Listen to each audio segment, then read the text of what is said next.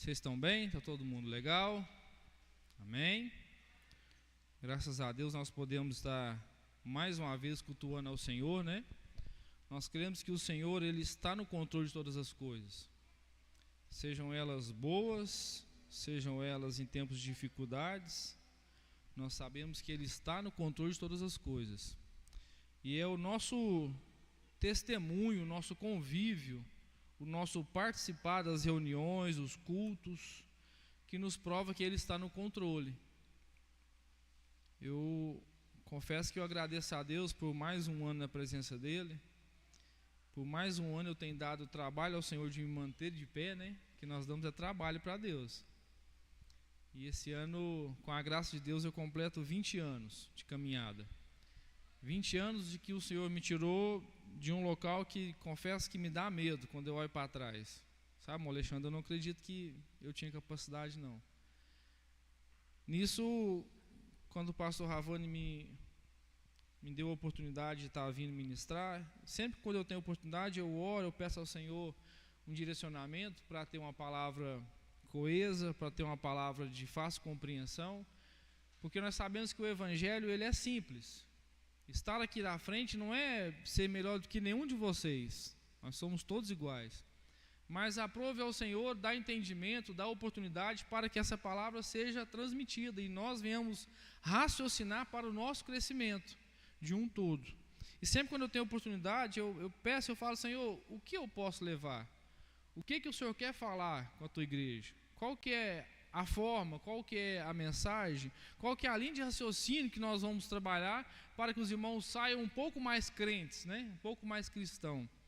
E de imediato que eu orava e pedia ao Senhor, me veio uma pergunta para ser feita: você tem sido feliz com o seu cristianismo? Você tem sido satisfeito com a fé que Deus tem colocado em você? Será que o fato de nós termos saído do mundo, largado as coisas que fazíamos antes e passado a caminhar, a tentar acertar, a tentar fazer o que se pede à Bíblia, isso tem trazido felicidade aos nossos corações? Tem trazido motivação para mantermos em paz? Porque precisa ter em nossos corações motivações suficientes para mantermos em paz. Amém? Precisa ter. Se não está tendo, se você não consegue ter paz em ser cristão, é necessário que a gente perceba o que está de errado. E orando a Deus, me veio alguns versículos, uma linha de raciocínio. Eu quero começar lendo com os irmãos Filipenses capítulo de número 2, a partir do versículo 5. Enquanto vocês abrem, eu quero fazer mais uma oração. Quem já tiver encontrado, já vai curvando sua cabeça. Senhor, nesse momento, a minha oração é para que a Tua palavra seja revelada, Senhor, e que seja revelada de uma maneira que não mostre a minha pessoa, Pai, pois sou um dos mais pecadores e falhos, Senhor, que está nesse salão, mas de uma maneira que o Senhor venha falar com os Teus filhos, Pai, de forma que somente a Tua palavra faça sentido e que a Tua boa vontade, Espírito Santo, consiga abrir nossas mentes para a compreensão daquilo que o Senhor tem a revelar para nós. E que nessa noite, Paizinho, a Tua palavra seja o suficiente para aumentar em nós a fé. Eu oro assim, em nome de Jesus. Amém? Todo mundo achou? Filipenses capítulo de número 2, a partir do versículo 5. Carta de Paulo, escrevendo aos Filipenses, ele traz algumas orientações. Aqui como subtítulo, a gente vai ver algumas exortações, né? Ao amor fraternal, à santidade. A partir do versículo 5 fala o seguinte: de sorte que haja em vós o mesmo sentimento que houve em Cristo Jesus, que, sendo em forma de Deus, não teve por usurpação ser igual a Deus, mas aniquilou-se a si mesmo, tomando a forma de servo, fazendo-se semelhança aos homens, e achando na forma de homem, humilhou-se a si mesmo, sendo obediente até a morte, e morte de cruz. Pelo que também Deus o exaltou soberanamente, e lhe deu um nome que é sobre todo nome, para que ao nome de Jesus se dobre todo o joelho dos que estão nos céus, na terra e debaixo da terra, e toda a língua confesse que Jesus Cristo é o Senhor, para a glória de Deus Pai. De sorte que, meus amados, assim como sempre obedecerdes, não só na minha presença, mas muito mais agora na minha ausência, assim também operai a vossa salvação com temor e tremor, porque Deus é o que opera em vós, tanto o querer como o efetuar, segundo a sua boa vontade.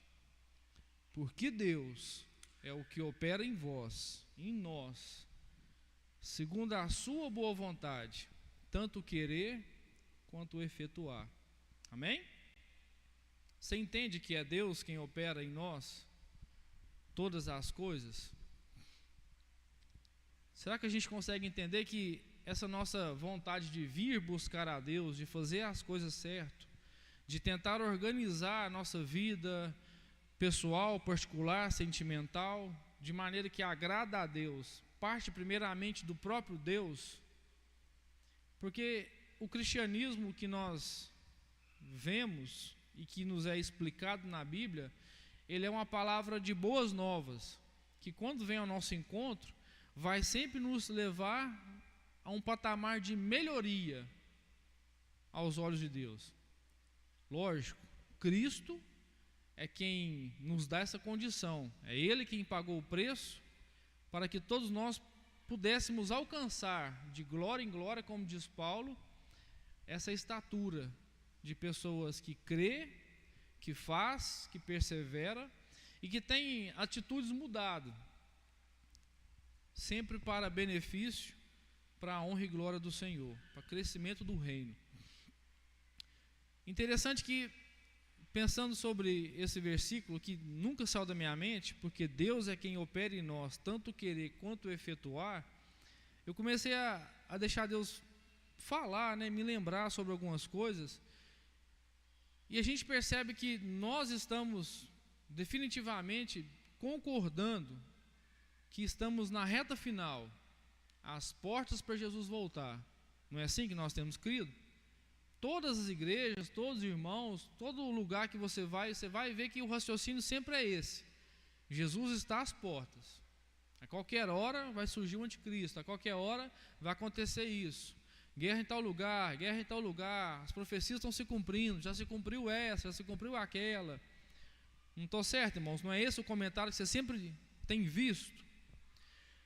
De certo que, se estamos no final, se estamos na reta final, nós somos o povo de Deus escolhido para manter esse evangelho vivo nessa reta final.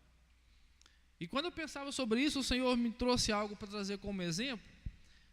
Quando você pega um trem de ferro que vai andar, de estação em estação, ou quando você pega um metrô, quem já andou de trem de ferro aqui de passageiro? Algumas pessoas, então está fácil dar o exemplo. Assim que você entra, você vai ver que tem um mapa das estações, aonde que o trem vai parar, na estação, na cidade tal, e existe um mapa certinho em cada estação. O ponto de ônibus também é assim, mas o trem, o metrô, fica bem explícito, para que você não se perca. E o trem, ele tem uma facilidade que sempre quando para na estação, o maquinista, ele anuncia, vamos agora parar na estação fulano de tal. Então as pessoas que estão ali, que vai descer nessa estação, se prepara e desce.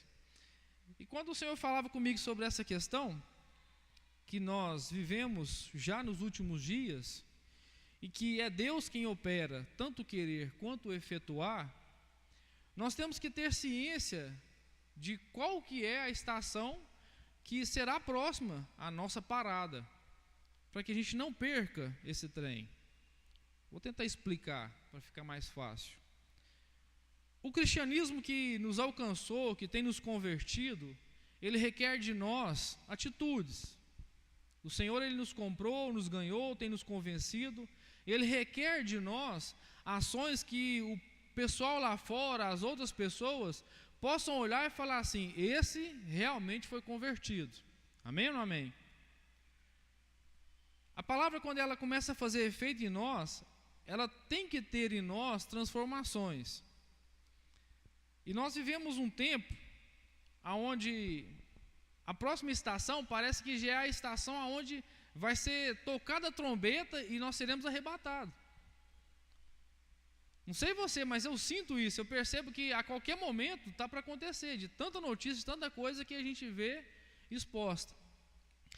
E me preocupa saber de mim, será que eu tenho sido feliz? Será que esse evangelho que um dia me convenceu, será que eu tenho andado certo? Será que tudo está nos conformes? Porque nós sabemos que o nosso inimigo, ele tem tentado cada dia mais nos influenciar, nos tirar da presença de Deus. Se olhar para dentro da igreja, você vai ver que não é mais como era antes. O povo de Deus hoje não tem mais aquele, vamos dizer assim, aquele vínculo, aquele amor, aquele fervor como tinha antes. E não é culpa nossa. Nós vivemos em um momento onde estamos na melhor época da igreja, vamos dizer assim. Mas, por outro lado, nós fazemos parte do pior cenário que se tem para viver. Estamos na melhor época porque, segundo as profecias de Joel, nos últimos dias Deus derramaria o seu Espírito sobre toda a carne. Hoje nós temos liberdade. Hoje nós temos liberdade para chegar, para orar, sentir a presença de Deus. E o Senhor nem cobra de nós roupa, local, aquela santidade que tinha que ter alguns anos atrás, né? O Senhor nem nos cobra de nós, porque já está numa época onde nós podemos ver o que é certo e o que é errado. Deus, ele tem aberto a nossa mente para entender o que é certo, o que é errado, qual que é o exagero do evangelho, qual que é o exagero da religião, qual que é o exagero de você ficar alienado tanto nisso e perder a sua família. É assim ou não é? Nós estamos no tempo onde ser cristão está fácil. Estamos no melhor momento da igreja. Ninguém aqui precisa ser escravizado por uma pessoa para servir a Deus. O Senhor nos dá liberdade de pegar o telefone, de começar a pesquisar sobre um assunto e sermos esclarecidos sobre ele. Mas, por outro lado, o cenário que a gente está, esse cenário do fim, ele é um cenário onde nós corremos o risco de perder o ponto que nós temos que descer, que nós temos que estar preparado. Sabe, nas estações aqui, que eu estou tentando raciocinar, né? Parece que tem hora que o evangelho não faz sentido. Parece que tem hora que Deus não nos ouve.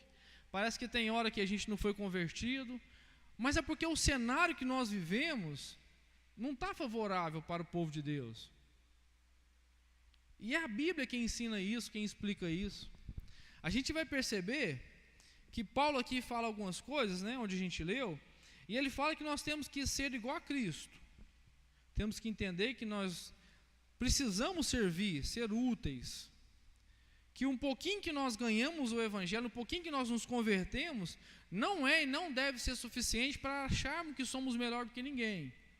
Que temos que aceitar nossas dificuldades, continuar crescendo, mas que quem cresce em nós a vontade, o desejo de fazer alguma coisa, é o próprio Deus. E quando ele cresce uma vontade, um desejo de fazer alguma coisa, nós temos que pegar essa vontade, esse desejo e multiplicar isso. Se Deus põe em você a vontade de vir ao culto, venha de coração aberto.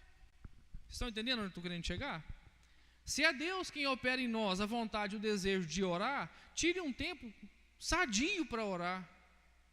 Se é Deus quem tem incomodado para você ministrar para alguém, se prepare, faça de uma forma de que isso faça sentido, de que realmente seja Deus fazendo. Mas nós vivemos num cenário onde as coisas têm se cada vez mais exprimido para que a gente não dê o nosso melhor. Quer ver como que faz sentido? Pode-se dizer que a maioria de nós hoje teve mais tempo em contato com a mídia, com o telefone, do que com a palavra de Deus. E eu começo por mim. Não estou acusando ninguém, estou falando de mim. Porque é o cenário. O cenário é um estreitamento tão grande que, segundo a palavra, se Deus não encurtasse os dias, até os escolhidos hão de se perder.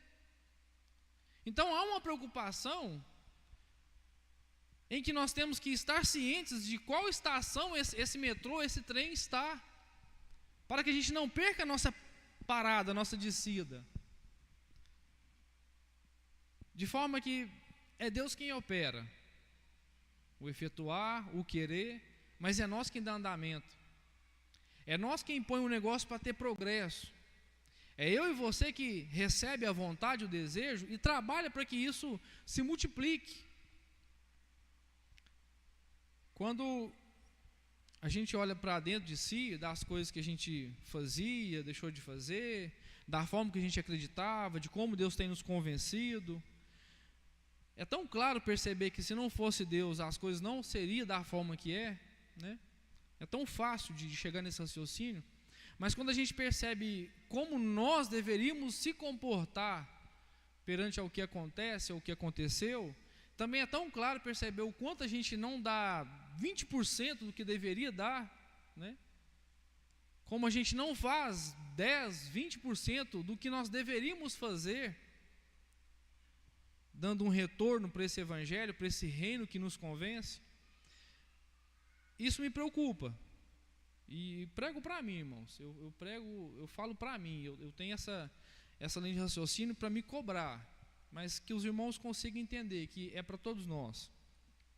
Isso me preocupa porque o Senhor, Ele chamou os discípulos naquela época e os caras se entregou completamente, a ponto de ir à morte.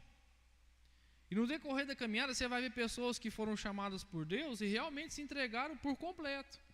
Mas na nossa época parece que é diferente. Na nossa época a gente tem opção de escolha, né? Na nossa época agora, o nosso momento, ele é favorável. Você pode ser cristão, você pode ser servo, pode ficar quietinho na sua cadeira aí, está tudo bem, a salvação está em dia. Nós já aprendemos que ela é pela graça, né? Nada que você faça vai mudar. Você dando andamento, você se mantendo na presença, você, como se diz, aceitando que realmente é Cristo quem te salve, não o que você faz ou deixa de fazer, e continuar perseverando, você já está salvo. Mas o fato de nós sabermos que poderíamos fazer mais, e às vezes não damos conta, porque a palavra certa é essa, não é que a gente não quer. Eu tenho certeza que se Deus fosse abrir assim, um telão, uma paisagem, e nos mostrar, vocês vão ver que querer a gente quer, né? Querer a gente quer sair pregando o evangelho, falando de Deus, mas chegou num ponto que parece que não tem como. Não faz sentido você sair falando para todo mundo já sabe. E os que já sabem, alguns ainda zombam, ainda vai querer confrontar, mas você é de qual igreja mesmo? Ah não, aí lá aconteceu isso, lá aconteceu aquilo. O tempo que nós vivemos, a estação que nós vivemos, o cenário que nós estamos vivendo, ele não é favorável. Mas o momento que nós estamos é o melhor que nós podemos estar. Porque o Senhor, Ele nos convenceu de que nós temos que ir para o céu. Ele nos convenceu de que nossa caminhada é essa mesmo, é com dificuldade, é com trabalho, mas que Ele sempre vai estar presente. Amém? Ele sempre vai estar presente. E como que nós sabemos qual que é a vontade dele? É ali nas Escrituras. É fazendo o nosso melhor e entender o que ele tem deixado para nós, para que a gente não perca a nossa parada. Ou seja, nós temos que estar preparados, porque amanhã ou depois pode ser nós o próximo. Talvez não a morrer, mas a ser provado, né? A ser provado na fé. Eu não tenho preocupação se eu vou ficar rico amanhã ou depois, ou se eu vou ficar pobre. Eu tenho preocupação se a minha fé vai suportar o que vai vir. As maiores preocupações que eu tenho na minha vida, que eu sempre tive, que eu ainda quero continuar tendo, é se o meu cristianismo, se a minha conversão vai se sustentar quando vier o que tiver que vir. Porque vai vir, nós sabemos que o Senhor não vai, vamos dizer assim, passar a mão na cabeça de ninguém. Todos nós teremos que passar por situações para que a gente seja transformado. Amém ou não amém? Quem está há mais tempo de caminhada, quem está há mais tempo perseverando, tentando entender, sabe que muita coisa difícil que a gente passou, era impossível da gente estar aqui hoje. Quantos erros, quantas falhas, quantas vezes a gente voltou, retroagiu na caminhada de uma forma tão grande que quase que foi audível a voz do nosso inimigo falar nos nossos ouvidos: agora já era para você. Agora você tem que deixar de ser crente, porque o que você já fez aí não é coisa de crente fazer. Amém ou não amém? Mas o Senhor nos preservou e aqui estamos nós. O Senhor, de alguma forma, conseguiu, como se diz a irmãzinha, fechar a boca do leão. E tudo que o inimigo tem a nosso respeito não é nada, porque Deus é quem opera em nós tanto o querer como o efetuar. Se é da vontade de Deus que a gente esfrie na fé, estou abrindo aqui aspas, porque eu não creio que quem um dia foi tocado por Deus, experimentou desse evangelho, eu não creio que quem iniciou um processo de conversão venha se afastar por completo. Eu não creio. Eu sei que tem assunto para ano, né? Conversa e mais conversa, mas eu vejo de uma forma onde o responsável pela transformação minha e sua é o próprio Espírito Santo. E até onde eu sei, ele não perde nenhuma batalha. Até onde eu sei, o Espírito Santo, ele é aquele que vai fazer as coisas acontecerem. E nós vivemos uma época, se nós formos ver esse mapa onde estão as paradas do trem, a gente vai ver que, no geral, nós estamos naquela fase onde o joio e o trigo vai ser meio que separado. Não é ou não é? Quer ver como vocês vão concordar comigo? Até uns anos atrás, o crente de verdade era o irmãozinho que andava bem vestido, de paletó, de gravata, de Bíblia debaixo do braço, né, irmão Sueli? Até uns tempos atrás, principalmente uns 15, 20 anos, se o cara não tivesse de gravata para subir aqui, se topasse com o irmão na rua de bermuda, o fulano desviou. É ou não é? E hoje, nós podemos ter a clareza de saber que não é bem assim, que não é por aí, que não é dessa forma que as coisas funcionam. Hoje nós conseguimos ver nitidamente o Senhor nos mostrar, através do caráter, das ações, do impulso do irmão, da irmã, quem realmente é trigo e quem realmente é joio. Porque nós sabemos que quando a pessoa se converte, quando o Espírito Santo começa a trabalhar, ele gera em nós os seus frutos. E os frutos do Espírito, a gente conhece de cor: bondade, mansidão, perseverança, domínio próprio. Essas coisas têm que haver em nós. Não todas. Não todas. Se todas, bênção. Mas aos poucos a gente vai ganhando uma, mais outra, mas tem que estar.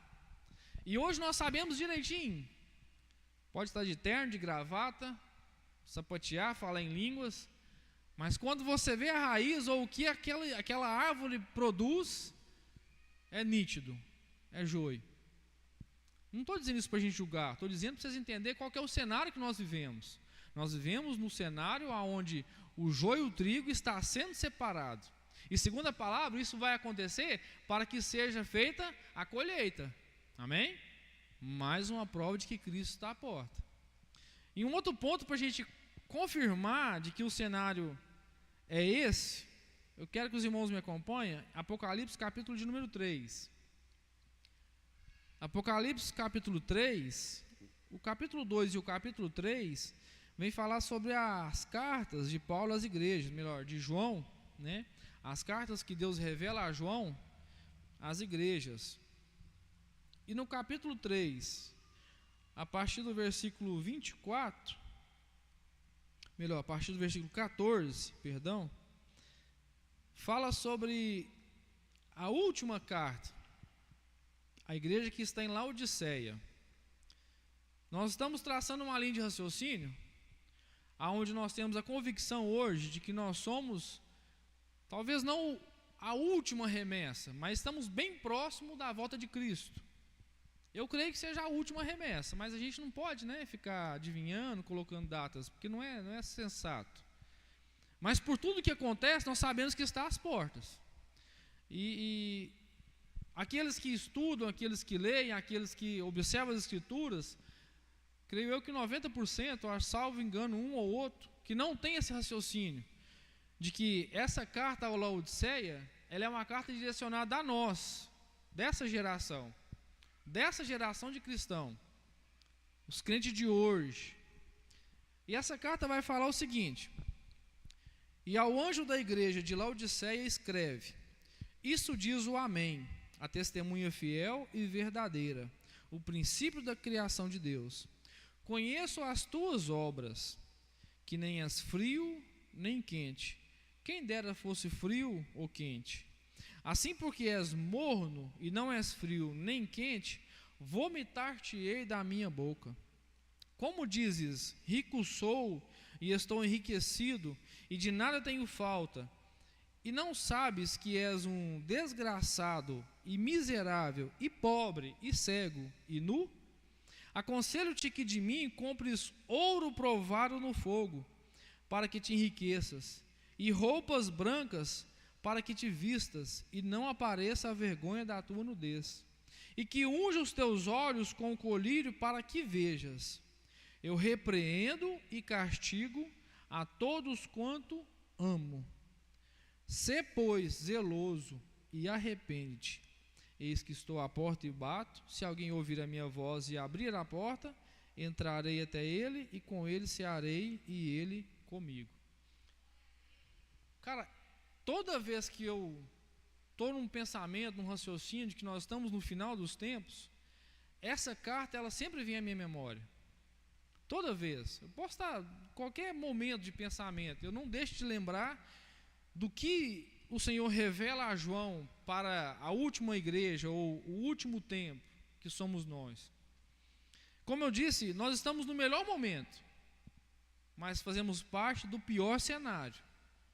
Melhor momento porque, segundo o que a gente está vendo aqui também, o conselho de Deus aconselho a você, que compres de mim ouro puro refinado do fogo.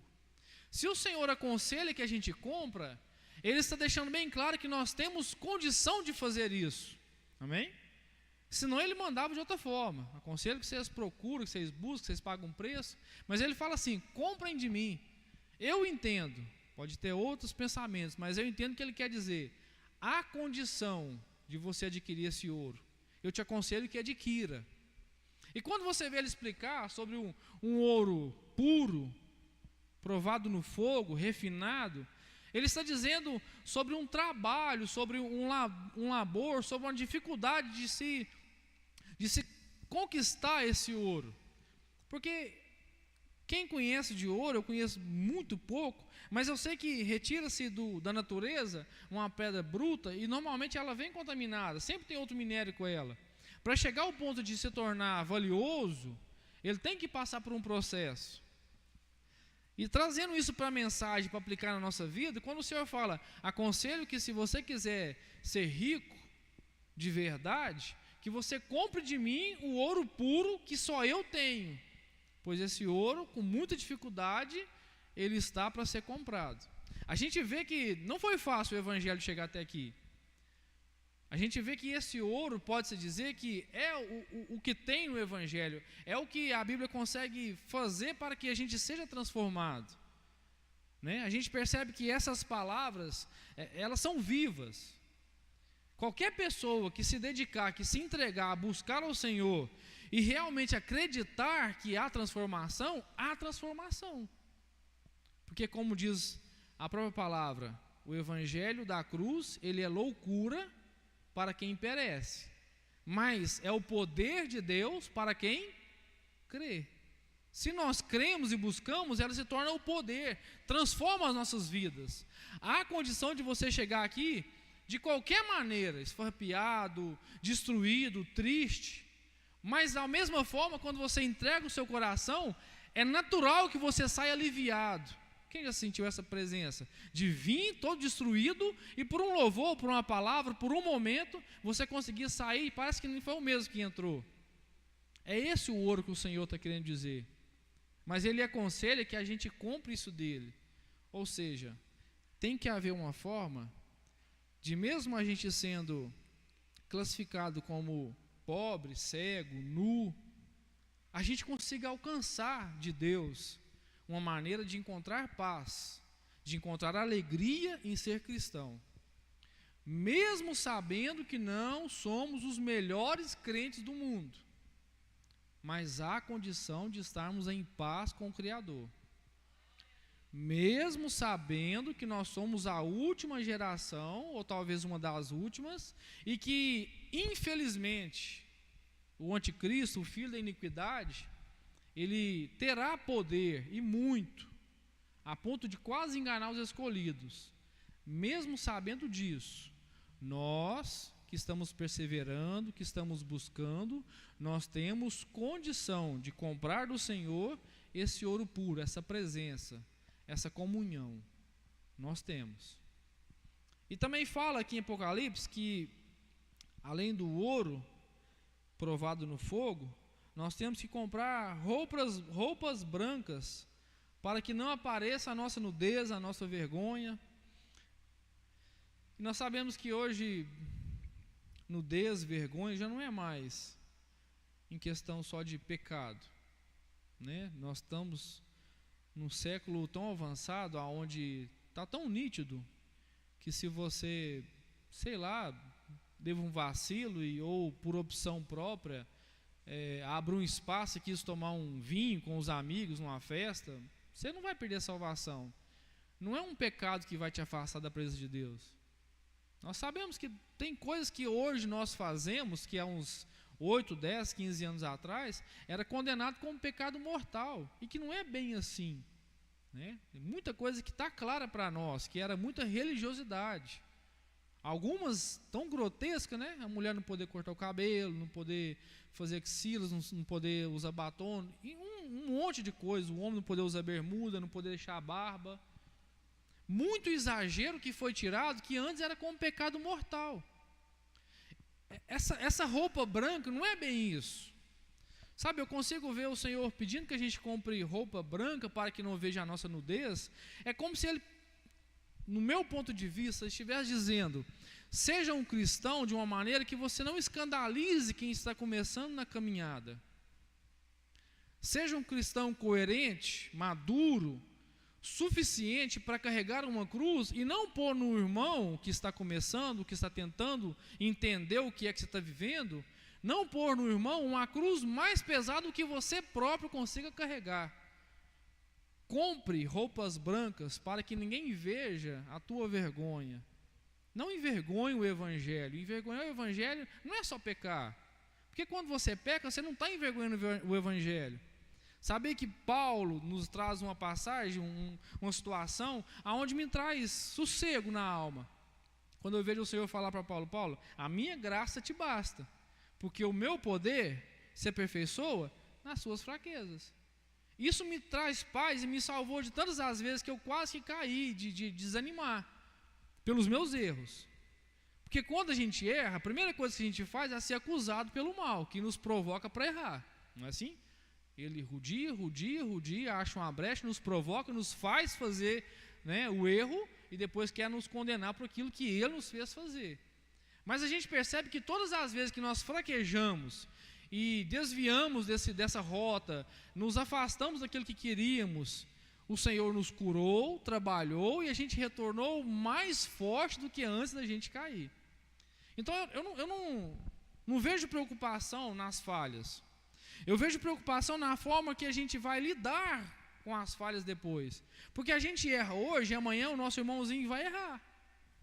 E se nós crucificar aquele que está errando, nós estamos envergonhando esse Evangelho que não nos deixou ficar na lama. Então, quando o Senhor fala para a gente comprar roupas novas para não ver a nossa vergonha, eu vejo dessa forma. Eu sei que tem outras traduções, tem outras linhas de raciocínio, mas para essa conversa, para esse momento, para essa palavra onde eu quero que você memorize que nós estamos no melhor momento, mas vivemos no pior cenário. Estamos no melhor momento, onde qualquer momento que você dobrar o joelho, o Senhor vai falar com você. Qualquer momento que você parar para ouvir a voz de Deus, você vai conseguir ouvir a voz de Deus. Você não tem que pagar sacrifício nenhum. Literalmente, nós hoje entendemos que o véu está rasgado, que a porta é Cristo, que nós podemos chegar a Ele. Não precisa da oração do pastor, não precisa da oração da irmãzinha do reteté, não precisa. Você consegue se conectar a Deus aonde estiver. Nós temos mestres e pessoas para nos direcionar, para nos trazer paz, para nos instruir naquilo que a gente ainda não aprendeu. Amém ou não amém? Mas nós temos acesso direto. E nós sabemos que o que eu quero passar, né? Ou melhor, vocês entendam que o melhor momento é esse, mas o cenário, ele é um cenário onde o anticristo, o filho da iniquidade, ele já conseguiu orquestrar de uma maneira que a gente passe mais tempo não na presença do que na presença. E essa é a minha preocupação. Quando o Senhor me trouxe essa palavra, me permitiu, né, fuçucar daqui e dali, eu quis trazer nesse raciocínio e quero trazer a conclusão. Tessalonicenses, 2 Tessalonicenses, capítulo de número 2, versículo 1. Os irmãos quiserem procurar aí. Aqui acontece algo com Jesus, um pouco antes dele.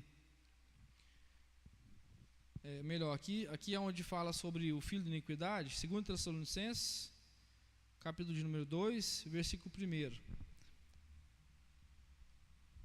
Aqui fala que o anticristo, ele vai vir e ele é quem vai fazer com que o cenário todo o coloque como o Messias. Porque eu e você sabemos que Cristo é o Messias, né? Nós sabemos que o nosso Messias, nosso Salvador já veio. Que a próxima vez que ele vier é para tirar a sua igreja, e quando ele vier para pisar na terra, vai ser para governar o mundo de uma outra forma. Mas nós sabemos também que o tal do anticristo, aqui fala o seguinte: ora, irmãos, rogamos-vos pela vinda do nosso Senhor Jesus Cristo e pela vossa reunião com Ele, que não nos movais falsamente do vosso entendimento, nem vos perturbeis,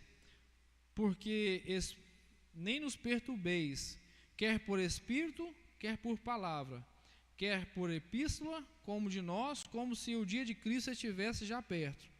Ninguém de maneira alguma vos engane, porque não será assim, sem que antes venha a apostasia, e se manifeste o homem do pecado, o filho da iniquidade, o qual se opõe e se levanta contra tudo o que se chama Deus, ou se adora, de sorte que se assentará como Deus, no templo de Deus, querendo parecer Deus. O filho da iniquidade é o cara que faz com que esse cenário que nós vivemos se torne o pior. A intenção é que nós venhamos todos os dias lembrar de que a batalha ela é real. Não existe uma brincadeira de ser ou não ser, existe uma batalha real, aonde cada passo que eu dou, que você dá, nós estamos valorizando ou não o querer e o efetuar de Deus em nossas vidas. Quando você amanhece, quando você começa o seu dia, é necessário lembrar de que o Senhor te deu mais uma oportunidade de crescer no conhecimento, na graça, na amizade com Ele. Mas também é necessário você compreender que o cenário que está armado para o seu dia acontecer é o pior que tem. Porque a mídia vai te roubar a atenção, as situações vão tentar roubar a sua fé, e há de ser que o dia não seja aquela bênção. Mas é necessário finalizar o dia, lembrando de que nós somos cristãos, de que mesmo dando tudo certo ou algumas coisas dando errado, ainda estamos no propósito de Deus, de ser salvo. Amém? A intenção era trazer de uma forma prática, para que os irmãos entendam, né, e para que a gente não perca essa visão, esse ponto de vista, porque além de ter que comprar o ouro puro, a presença, manter-se conectado, além de comprar roupas novas, o Senhor também fala que nós temos que comprar o tal do colírio, para que a gente consiga ver. E o colírio é isso, irmãos, é você todo dia se esforçar para lembrar quem você é, de como você estava, de qual forma o Senhor tem te trabalhado, de que toda situação que está acontecendo há um propósito, e quem comanda esse propósito é o próprio Deus. Não tem outra. O Senhor nos quer salvos. O Espírito Santo do Senhor, que começou a obra em nós, Ele há de concluir. Mas o querer e o efetuar, que partem de Deus, depende do nosso esforço.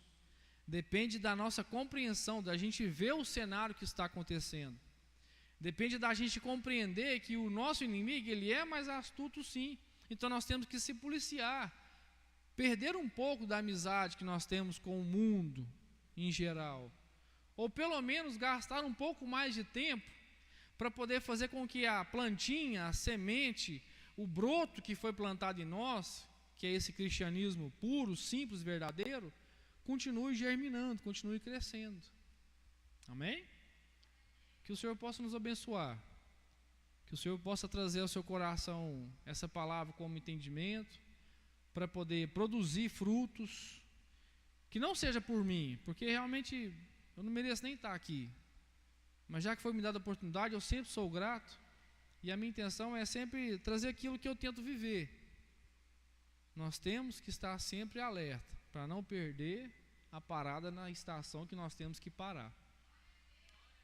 Quando o Senhor nos chamar, ou quando o Senhor nos pôr à prova, a nossa fé ela tem que estar acima de tudo, porque não é por um momento que as coisas vão parar de acontecer. As coisas só param de acontecer quando eu decido que não vai mais acontecer, porque o livre-arbítrio é meu, é seu. O próprio Cristo nos deu, ainda nos garante que uma vez que o Filho vos libertar, verdadeiramente sereis livres. Use a sua liberdade, mantenha-se na presença. Não perca a sua fé por nada, por nada. Eu sei que é um jargão, mas é um versículo válido para se tratar. 1000 cairão ao teu lado, 10.000 à tua direita, mas você que não vai ser atingido, mantenha-se no posto, na posição. E não tenha prazer de quem cai, não. Não é isso. A palavra fala que se você perseverar, você vai ver as coisas acontecerem. Não é os irmãos caindo, desviando. Não é isso a função da palavra. É nos alertar de que aconteça isso ou aquilo, você, se quiser permanecer, a força está aí. Maior o que está em nós do que o que está arruaçando no mundo. Amém? Angélica?